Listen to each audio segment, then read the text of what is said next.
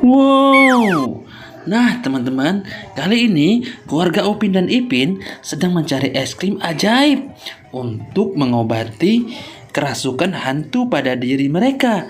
Yuk kita bantu yuk.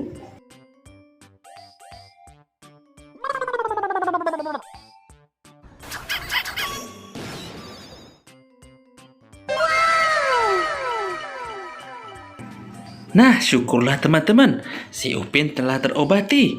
Mantap, keren sekali ya es krim ajaibnya. Yuk kita coba lagi yuk yang lainnya.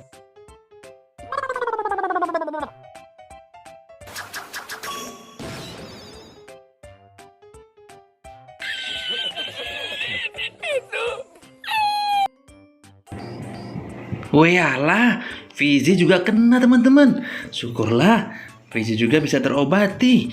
Yuk kita harus cepat teman-teman bantu yang lainnya.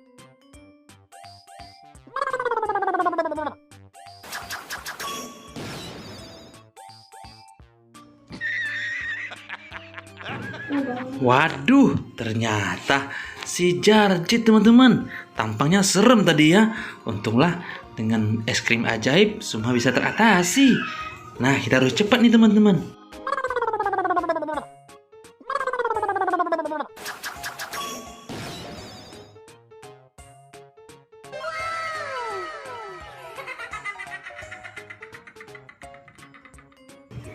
Nah, Cenggu juga terkena teman-teman. Untung cepat kita obati. Yuk berikutnya siapa lagi ya?